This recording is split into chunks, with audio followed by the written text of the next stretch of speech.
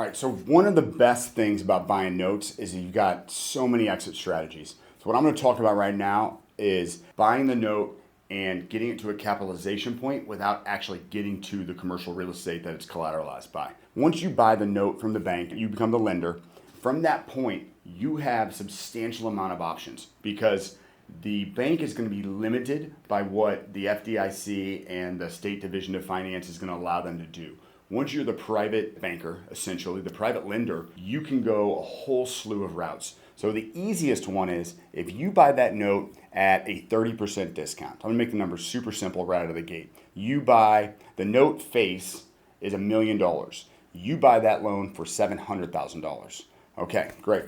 So in that instance, the easiest way to get it to capitalization is to incentivize the borrower by giving them a discount to refinance or get that loan moved to someone else. So if you're into it for $700,000 and you go to the borrower and say, hey, I know you're having trouble, I know there's issues with your collateral or whatever the scenario might be, but if you can get this loan refinanced in 60 days, I'll allow you to refinance as a 10% discount. So you can refinance it at $900,000 if you can move it in 60 days. So in that scenario, you buy the note, you're into it for that period of time, you're into it for $700,000, they refinance it or get it moved or bring in outside equity, whatever it might be, because they're getting $100,000 in upside.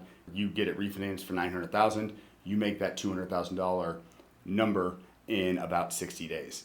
And that same strategy can work all the way up the line. You buy the note that has a $10 million face, you buy it for $7 million, and you give them $1 million discount to refinance that loan, you make your $2 million. It goes all the way up the line. That's the simplest way right out of the gate. Another way is you give the borrower enough time so that they can restructure the deal and get it performing so they can refinance it on a normal basis. So same instance, you buy the note, it's $1 million face, you buy it for $700,000, and you say, hey, instead of you paying your principal and interest payment that you've been trying to pay the bank that you've been struggling with, that's why it's a distressed loan, instead of you making that payment, I'm going to give you 3, 4, 5, 6 months of no payments, and that amount, that interest amount is going to accrue and tack onto the backside of the loan, but you can use those operating proceeds to stabilize this property so that you have the ability to increase the collateral position, increase the performance of the underlying real estate so that you can then get it refinanced.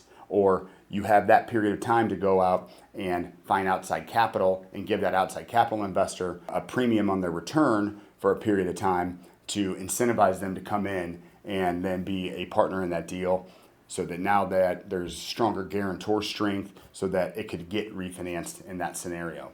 And then within that realm, you've got all kinds of other options, right? If the loan was at principal and interest, for example, you could say, hey, for the next 6 months, I'm not going to require you to have principal payments. I'm going to restructure it so it's just interest.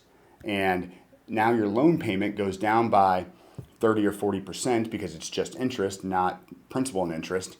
And then now they have a little bit more latitude in order to be able to restructure that deal, make it work. They got a little bit more funds falling to the bottom line. They can actually make the payments that they maybe couldn't before. So you can start getting that loan back to a position that it works from a performance standpoint. So there's a lot of room that you can get creative and figure out the right structure to make a deal work before actually having to foreclose and get to the asset or do a deed in lieu of foreclosure if title's clean, kind of all of those scenarios.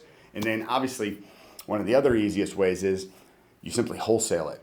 You buy the loan that has a $1 million face, you buy it for $700,000, and then you sell it to another investor that is comfortable having a lesser discount. So you sell it to another investor for $850,000, and you simply make that $150,000 spread for putting the deal together and getting it moved to someone else, and you're out of the deal. You never have to foreclose on the asset. So that's a brief overview of some of the ways you can capitalize on a note purchase without ever actually having to get to the real estate.